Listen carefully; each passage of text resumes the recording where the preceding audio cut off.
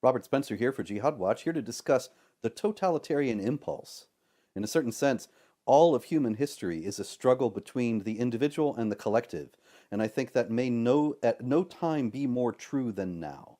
As I recently experienced on a trip to Iceland, I was invited to speak in Iceland at a number of private events, as well as at one large public event. The event was very well attended. There were 500 people there, which, when you consider that Iceland has a population of 300,000, would be like having an audience of 500,000 people at some event in the United States. So it was a very major event and a big success. However, it came amid a cloud of negative publicity. Now, of course, I'm used to negative publicity, but in Iceland, it was really extraordinary. All of the Icelandic press, for some time before I arrived in the country, had printed story after story about what a terrible man I am, how I inspired a murderer, and how I was listed as a hate group leader, and so on. All these charges are false based on half-truths or tendentious misrepresentations of reality, but they were the only thing that Icelanders learned about me in the run-up to the event. So really, it was remarkable that 500 people were out there to see someone whom they had been led to believe was essentially the equivalent of Adolf Hitler come to speak to them. But they did. They braved the opprobrium, and they came, and the event was a big success. However, after the event, as any speaker will know, it's a certain kind of exuberance, exhilaration, and the other speaker, Ms. Christine Williams, another Jihad Watch writer, and I, along with our security man and the event organizers, went to a local restaurant there in Reykjavik to celebrate. At that point, a young man, an Icelander, came up to me and he said, "Mr. Spencer," and he shook my hand. He said he was a big fan, and he walked away. Shortly thereafter, another Icelander came up, also addressed me by name, and he said something that I would prefer not to repeat in this video, but which you can find in print sources. And it was not a kind word. In any case, at that point, we thought it might be a good idea to leave. We left the area, and I went back to my hotel. When I was in my hotel room, I suddenly started to feel quite ill. Numbness in the face, nausea, ultimately vomiting, and other symptoms that were very clear that something was clearly wrong. My security man took me to the hospital, and there I had a racing heartbeat, high blood pressure, all sorts of terrible things going on, was there throughout the night, and tests showed that I had been poisoned. Now, it seems to me likely that the young man who actually came up and said he was a big fan was not really a big fan and had actually put the poison into my drink. This was because he was closer. He came right up to the table, whereas the other man who said the unkind word was farther away. So the fellow who said he was a well-wisher is the primary suspect. Now, if you put yourself in his shoes for a minute, imagine this is somebody in Iceland. Iceland is a fairly remote country in terms of the public debate that is going on in Europe and North America today about the jihad threat, about Muslim immigration, and so on. And it is a place that prides itself on civilized behavior, on people who are friendly and kind, and so on. And certainly it's a country of great natural beauty. But this young man, like almost all Icelanders, had only heard that I was a terrible, racist, bigoted Islamophobe. He only had heard negative things, that I had done all these terrible things and was responsible for even more, with no possibility of rebuttal. No Icelandic media outlet reached out to me at all. And so he only heard the one side. So he thought, this is a real notorious international villain who is coming to our shores. Now, why does the establishment media, that is controlled, of course, by the national and international left, engage in this kind of thing? Why didn't anybody contact me for comment and rebuttal? Why didn't anyone think, well, maybe the idea that he incited violence for these murders in Norway is false, considering the reality that the murderer himself scolded him, me that is, for not inciting violence, for not calling for violence. Things like this were not asked. Why is it that the establishment media was so bent on giving what was a manifestly unfair and one-sided presentation?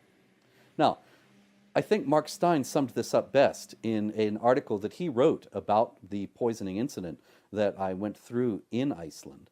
And he said that the left and the Muslim spokesmen in the West generally tend to shy away from debate because they are too stupid to defend their own positions. Now that's unkind. Admittedly, that's an uncharitable thing to say. But really, what other face can you put on it? They say we will not discuss the valid points you raise. We will not even allow you a fair hearing, and we will portray you in the most lurid and negative terms possible. And you understand this isn't personal. Certainly, it happens to me. But it happens to every one of my colleagues also who speak honestly about the motivating ideology behind the international jihad threat. And so, what are we to make of this? It seems to me that the left, intellectually bereft, and Muslim spokesmen who know that what we're saying about the Quran and Sunnah is true, the only thing they can do is to try to shut us up, to get us canceled, to get us shut down, and they engage in character assassination in order to accomplish that goal. They try to make it out that we are people who are beyond the pale of acceptable discourse. And of course, most people who are in positions of minor authority, who are running banquet halls or hotels or restaurants with the halls where people can speak, they're afraid of controversy. They don't want picketers outside their establishment, and so they cave into this kind of pressure. And that's exactly what it's for. So the idea is to engage in character assassination to the extent that people are afraid to deal with us. People are afraid to read our books. People are afraid to consider what we have to say on its face. They are afraid to consider the rational argumentation that we make on its merits, because they're afraid of the opprobrium that will come to them as it has come to us if they do so. They're afraid of being accused, as we are constantly accused, of racism, bigotry, Islamophobia, and the rest. And so, most of the time, they succeed and they shut us down. And the platforms in this age of cowardice are indeed diminishing. But in Iceland, the organizers went ahead and they brought me there, but they brought me there amid this chorus of disapproval, defamation, smears, slander, and libel. So the inevitable result was that this young man, having read some or all of these accounts, happened to see me in this restaurant, the Kaya Kaffihus in Reykjavik, and he thought, now is my chance. And he happened, as so many young people do today, to have illegal drugs on his person, and he was able to slip them into my drink by coming up and pretending to be a well-wisher. Now, this is, I think, the next result, and what we see as the next level of the left's program to disgrace, discredit, and thereby silence everybody who points out the falsity of the establishment positions. And that is, the next level is the move from character assassination to assassination, pure and simple. I don't know if this young man intended to kill me or just to make me violently ill. He certainly succeeded in the latter. He did not succeed in the former, as far as I know. However, the lesson to be learned is that if we are not forcibly silenced, if these forces of totalitarian control do not succeed in demonizing us so thoroughly that nobody has the courage to host us, and if they cannot silence us, if 500 brave Icelanders will still come out despite the social disapproval that they will incur to hear what we have to say, then the next level has to kick in, and that is, you have to take out the person who is threatening by speaking the truth. Of course, we've seen this in Europe before. We have not seen this so much in the United States, but I guarantee you we certainly will in the coming years. We know that Theo van Gogh, made a film about the mistreatment of Muslim women, and he was murdered on an Amsterdam street by a Muslim. Even more disquieting was the murder, even a couple of years before that, of Pim Fortuyn, a Dutch politician who spoke out against Sharia oppression and was murdered by a leftist who said, I am doing this for Dutch Muslims. It was also a non-Muslim leftist, as far as I know, or possibly a convert to Islam, although I've looked at his Facebook page. Everybody knows everybody in Iceland, and I was easily able to get the young man's identity, although as far as I know, he has not been arrested or charged, because of course the Icelandic government and police is also far to the left, and I don't expect that any justice will be done in this case. But in any case, I looked at the young man's Facebook page, and there was no indication either that he was a real fan of mine, or that he had any kind of well-formed political views, or that he had any particular interest in Islam as such, much less that he was a convert. I think that he was a leftist who thought that he was doing the right thing for the multicultural, harmonious future that the left keeps telling people it is bringing about by bringing in huge numbers of Muslims into the countries of Europe and eventually North America. This is, as I say, something that we were going to see much more of. Not just character assassination of foes of jihad terror and Sharia oppression, but outright assassination. And it is coming. I escaped it in Reykjavik. Maybe I will escape it in the future, maybe not. Maybe others will escape it in the future, maybe not. But we see this is the ultimate end point of the totalitarian impulse. The left is not interested in free discussion or debate, and neither, for that matter, are Sharia-adherent Muslims, because Sharia forbids criticism of Islam and mandates death for blasphemy, apostasy, heresy, and so on. And so, you have two great forces, the left and the House of Islam, that are committed to violent death for those who oppose them and speak out against them. And we have seen this in regard to the far left whenever they take power, and the reigns of terror that prevailed in France, in Russia, in China, in Vietnam, and elsewhere, when the left took power, certainly in Cambodia. And so these two impulses coalesce, and it results in the violent suppression of all dissenting voices. I got a small taste of it in Iceland, and others will too. I am sorry to have to bring this kind of warning to you, but there is nothing that is more certain than that the totalitarian impulse will continue to try to kill those whom it cannot refute and cannot otherwise silence. I'm Robert Spencer. Thank you.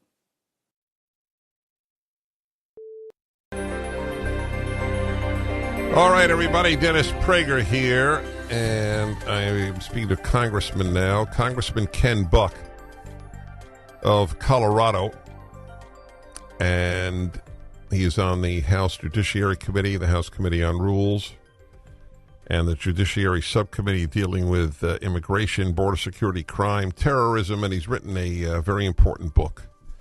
That's the primary reason I'm having him on, is Drain the Swamp, How Washington Corruption is Worse Than You Think. Congressman Buck, welcome to the Dennis Prager Show. Thank you, Dennis. Great to be with you. Yeah, I wish you could have been in studio with me because I'm in Washington with you, but I know you got all these votes, so it's really impossible to get away, and I completely understand that. But it would have been nice. I've been with you in person, but you're not on my show. Anyway, it's good to have you on. How many terms now are you serving? Have you served? I am in my second term. That's what I thought. Okay, so I'm reading your book, and it's both fascinating and depressing, which is probably what you wanted it to be, so you hit a home run there. And you came in the hope that that's it. That's what you want to do. You want to be a congressman for a limited time and drain the swamp. And you write in there the primary, and this is really, I mean, let's be honest, and correct me if I'm wrong, this is a pretty strong critique of your fellow congressmen, Republican and Democrat, that they're basically there to get reelected. Do you stand by that?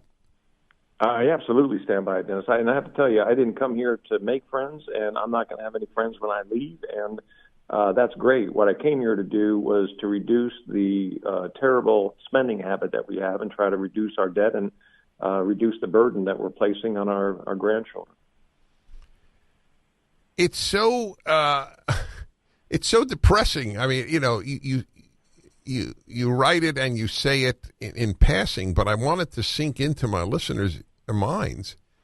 There's a congressman saying that the great majority, if not all, of his colleagues, and I'm sure you're not saying it all, but so even the great majority, their primary concern is getting reelected.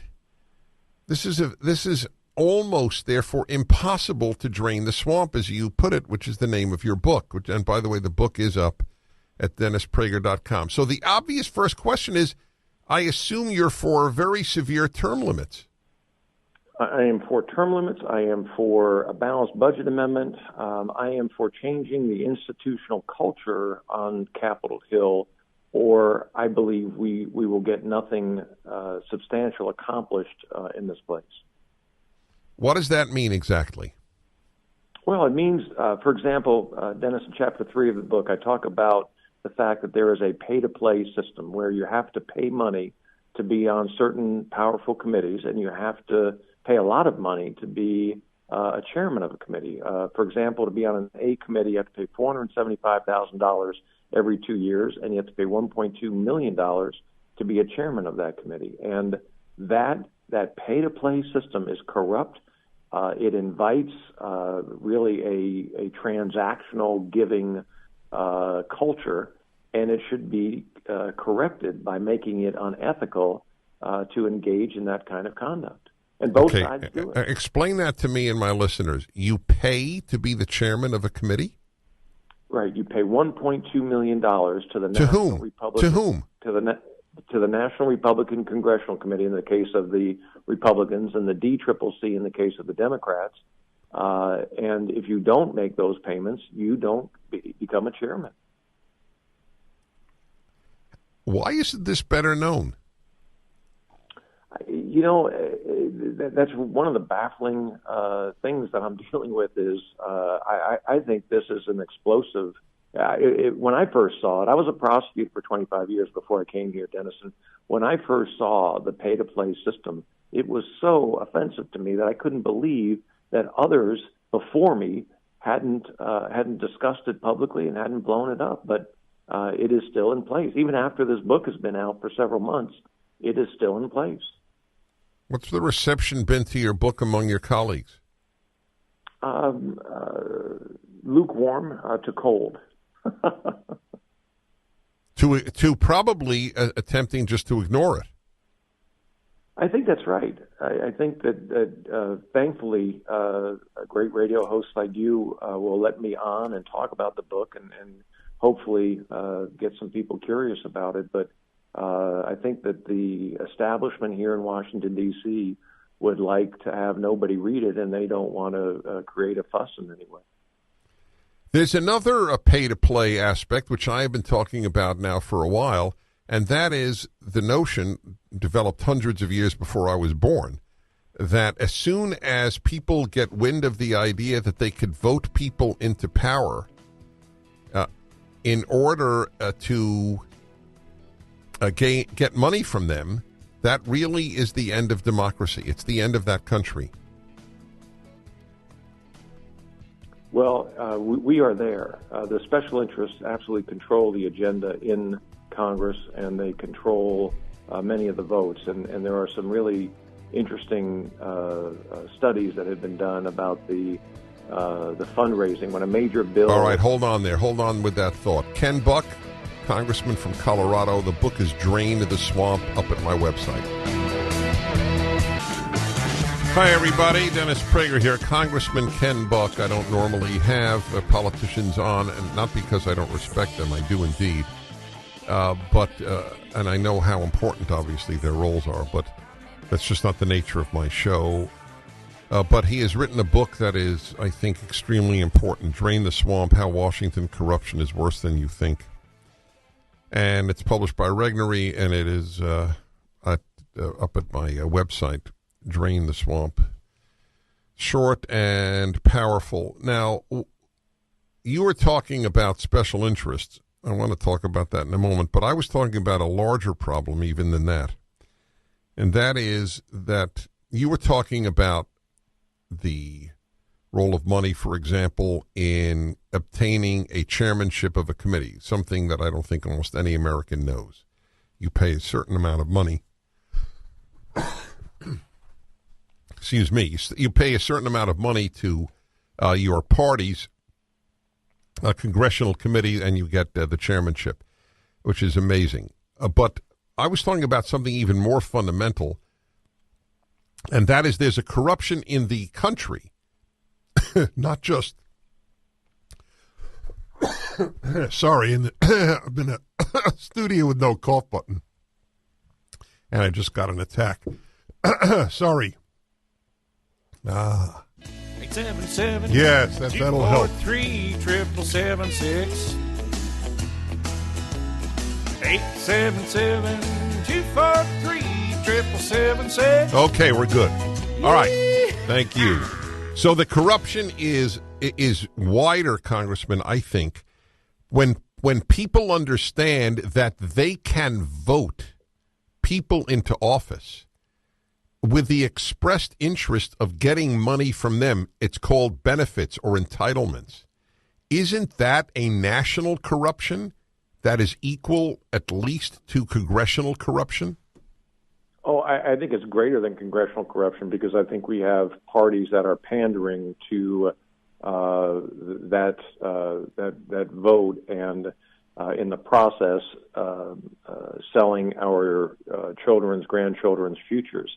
And I think that the entitlement mentality is growing, and there's very little stomach in Washington, D.C.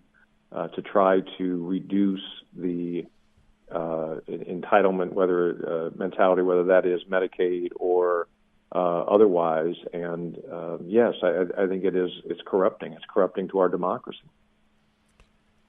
Okay, so you were going to talk about special interests. When I hear that term, I have to tell you, my eyes glaze over, and I'll tell you why. Both Republicans and Democrats use the term special interests. So they must have utterly opposite meanings. Therefore, the term has become meaningless. So I actually have a request. Don't bother with the term because no one really, me, the layman, the non-politician, I don't know who you're talking about. Okay, so let me give you an example. There was a pharmaceutical company that worked with the leadership in the Senate, both sides, to insert into an omnibus bill a provision that extended the patent for a particular drug that they produced under Medicare, and that patent was extended. They paid a few $100,000 in campaign contributions to various people. They made tens of millions of dollars as a result of that patent being extended, and the taxpayers picked up that bill. That pharmaceutical company and the associations that they are members of, I would call a special interest. But I understand what you're saying. It is such a broad term that it does have little meaning. Well, the only reason it as I said, is that both parties use it. So then I don't know who they're referring to. It's a perfectly legitimate term, but it doesn't tell me any. Okay, let's take that example.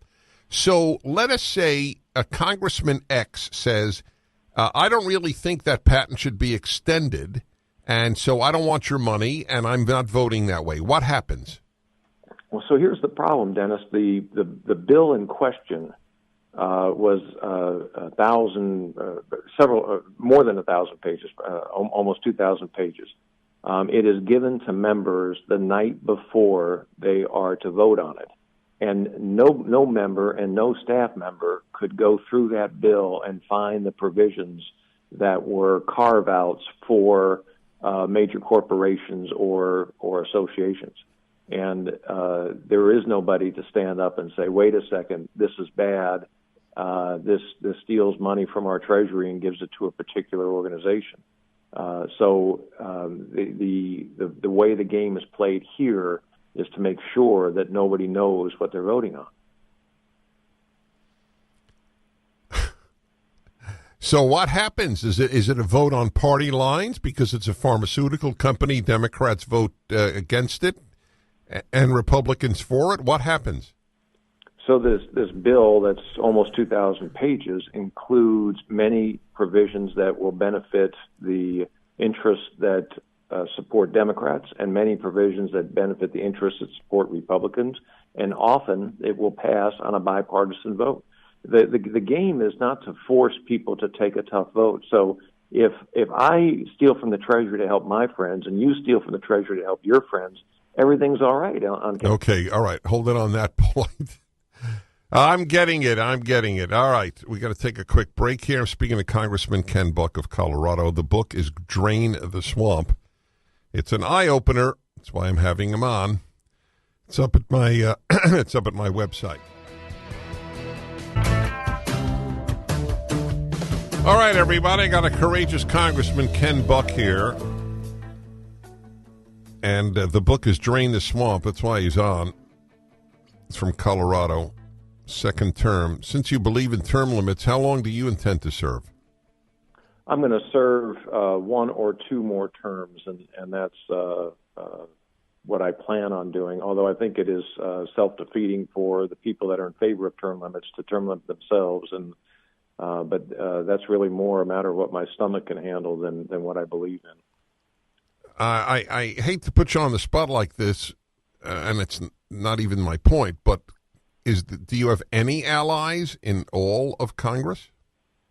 Sure. I serve with a number of great folks in the Freedom Caucus, and we have discussed some of the things that we're talking about and how to make those changes. I've also started a bipartisan group called the Reform Caucus in Congress, and we're really looking at ways to try to reform the system so that we can get to answers in a bipartisan way.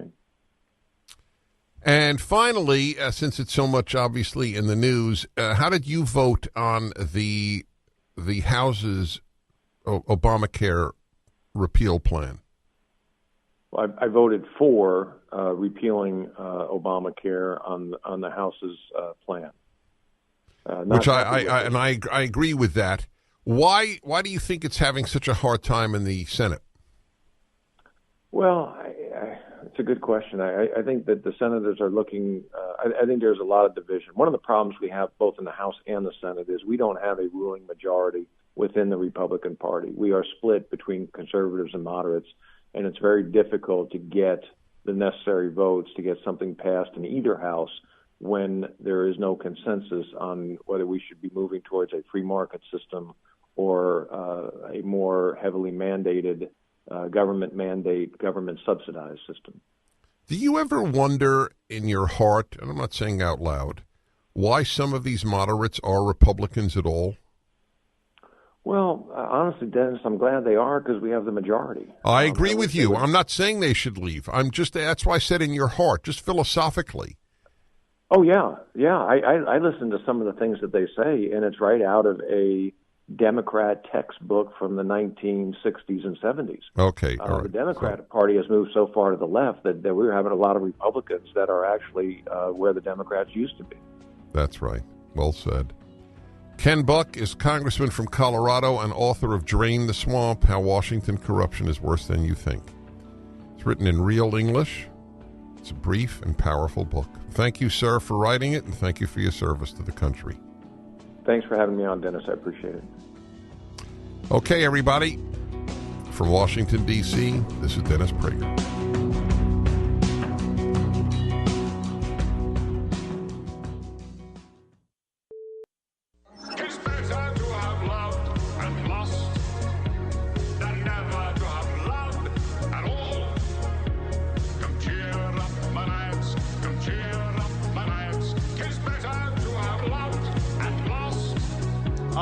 Glad to have our next guest. Love to have her. He's been on the show before, so it's kind of like we always say that when people return as guests, it's like Carson bringing someone over the couch, except we are not successful like Johnny Carson. That was a horrible comparison. But the origin story is over. Often with superhero films, the origin story is like you got to introduce the audience to the person, so they have to kind of explain what they're about. His book, The Moral Case for Fossil Fuels, you can follow him on Twitter. Don't call him Stein. It's Alex Epstein. How are you, sir?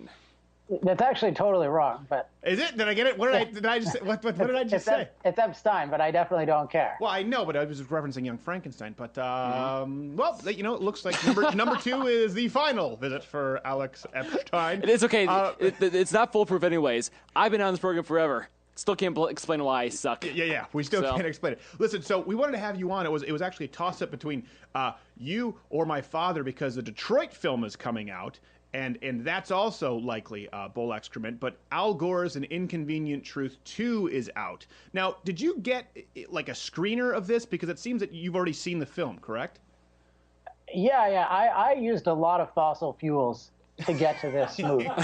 Yeah. Like a lot, because I'm in San Francisco now, which of course I had to use fossil fuels to get there from the DC area where I grew up. But Sure. even in the near term, I had to go from San Francisco to LA and back in the same day, which is a miracle of petroleum. Yes. In order to see this quote unquote documentary, because I wanted to be able to credibly comment on it in advance, and particularly to write a review of it. So yeah, I'm fully qualified. I managed to finagle my way into a screening full of people who were not wearing I Love Fossil Fuel shirts. Well, you know what? Listen, it's actually pretty easy. If Al Gore is attending the screening, which I would imagine with a red carpet premiere, just walk up to him wearing open-toed shoes. You're golden. You're into the premiere right done. away. So let me ask you this. We've had Ann McElhinney on the show specifically because she did Not Evil, Just Wrong, where she went through a few key predictions from An Inconvenient Truth, the first one, that were verifiably false, right? I mean, to the point where it's embarrassing.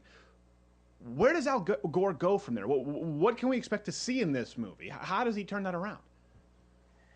It's interesting because one of his prominent quote-unquote predictions was that there would be 20-foot sea level rises. Now, he didn't specify the exact timetable, but we were led to believe that it would be several decades. And even if you look at the UN, which I think relies heavily on climate prediction models that can't predict climate, even they say things like 2 feet.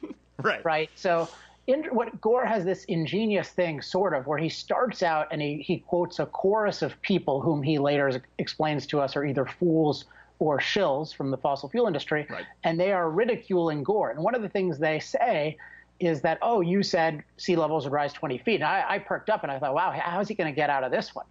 Because they definitely did and definitely aren't. Right. And what he did is he just brought up this chorus to bring forward this idea that since An Inconvenient Truth, Al Gore has been victimized by fools and shills. That's premise number one of the movie, who claim that he overpredicted these things. Well, first off, even if that were true, it still doesn't answer the 20 feet question, but I'm tracking. Right. But he's making it seem like he's going to. Right. And then he says, then kind of premise two as well on the renewables replacing fossil fuels issue. That's totally happening, and he gives a whole bunch of anecdotes, which is distinct from data. Yes. He gives a whole bunch of anecdotes allegedly proving that, and then he gives a whole bunch of anecdotes proving climate has gotten worse, but he never quite addresses the 20-foot thing. And then you step back and you think, wait, he never actually proved any of these are trends. He just gave us anecdotes that make us think that the trends exist. And fortunately, professionally, I study the trends, so I know the trends. So I found just incredible. There's not evil, just wrong, but no, it's really evil to manipulate data to make a trend seem like the opposite of what it is. And I can elaborate, but the trends in terms of how vital fossil fuels are and how safe we are from climate are the exact opposite of what this manipulative movie says they are. 1 second, Nakajar's gonna have a heart attack. Why are you laughing so hard? It's like a really bad episode, or a typical episode of Alaska State Trooper, where a bunch of cool stuff, really cool stuff, almost happens. Oh, yeah, you see coming up. And you're like, oh my gosh, you're going to shoot a grizzly bear. And it's like, whew, thank God we didn't run into a grizzly bear. Yeah. Next episode. What did he do? So a few predictions, obviously. The sea rise, okay, it doesn't seem like that's answered.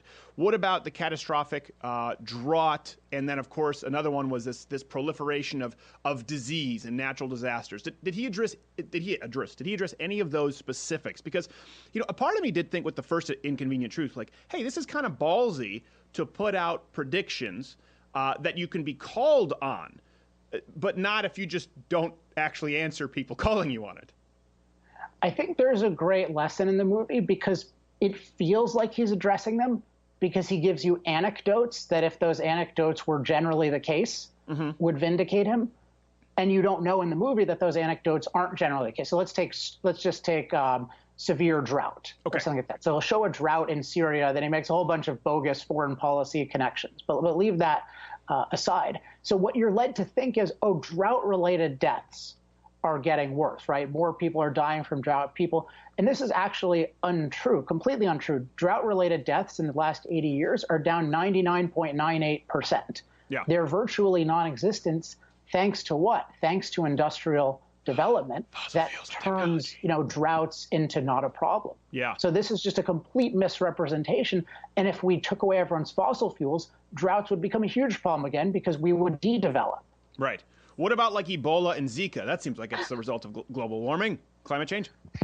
I mean, I talk a little bit about the history of some of these and moral case for fossil fuels because they act like, oh, these things have never crossed any borders before. Malaria is a disease of just the cold. And historically, these aren't true. We have records showing people dying of these things all over the place. And guess what? When you have more travel, you're going to have potentially more transferring of these things. So again, your friend is industrial development. That's what keeps us safe. That's what allows us to make progress. So the idea that we should de-energize our society, restrict people's fossil fuels, and then disease will get better, that's the opposite. Disease deaths are on the decline, but only as long as we continue industrial development. Well, what if they say, okay, we understand that disease is on the decline, or deaths are lowered now because of technology with drought, but it's a ticking time bomb. We can only do this for so long before we run out of resources. Hence, I know Al Gore makes Al Gore makes a passionate argument for replacing everything with wind or solar. Now, we've talked about in our program Germany and having to sell off energy at net negative prices because solar is so unreliable and having energy droughts themselves. But if he says, okay, yeah, technology, the Industrial Revolution has led us out. For example, we have cures for polio. You don't need to worry about tuberculosis. But now we're at a point where we're running out of resources. It seems that he could make that case. Does he?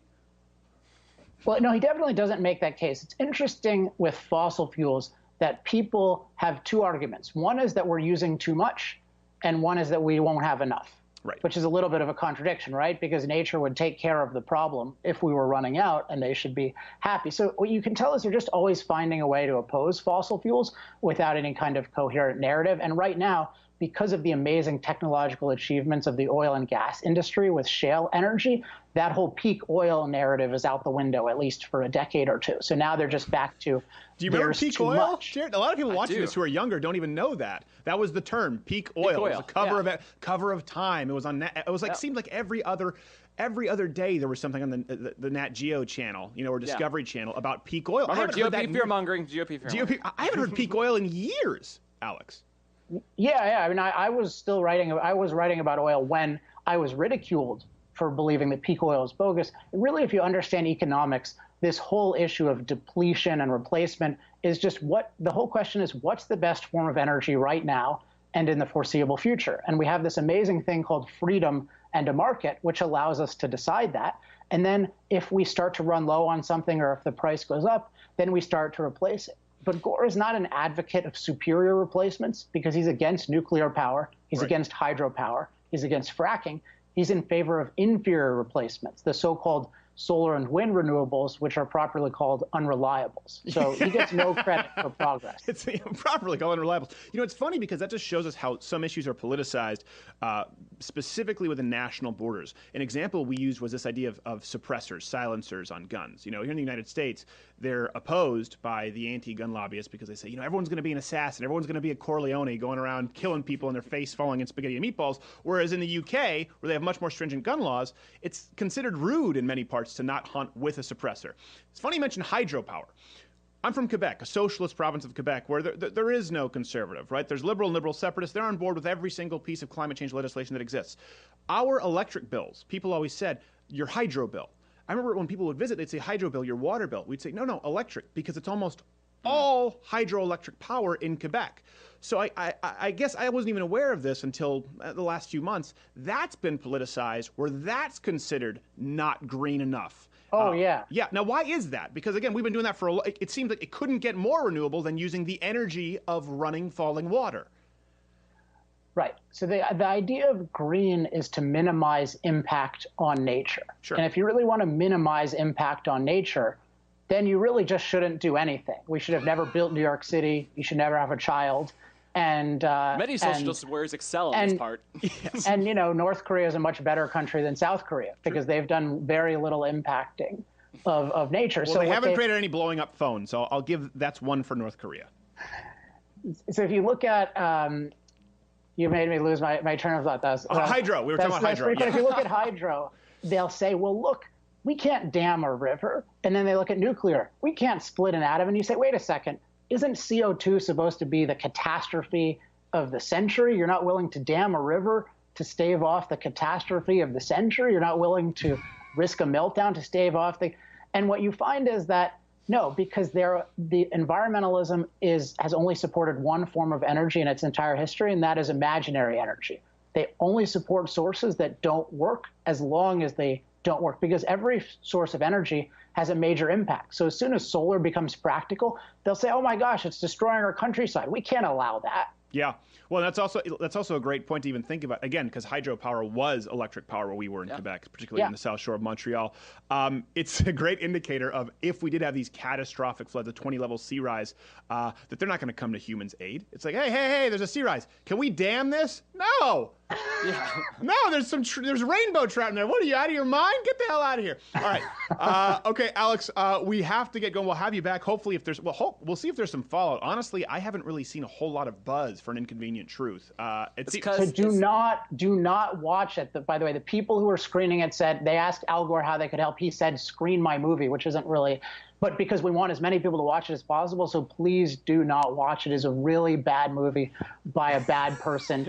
I won't say pirate it, but that's one thing you can do to help the world. I've heard you haven't seen it because the promotional material and budget really has gone into 2031 when they're releasing Inconvenient Truth 3. Yes, so exactly. That's probably why we haven't seen much. Yeah, and he's spending a lot of time on the board at Apple. Al Gore has his interests are split these days. All right, Alex Epstein, The Moral Case for Fossil Fuels. You can read it. You can find it. I highly recommend it. Sharp man. Alex, we'll have to have you back soon with some follow-up on this.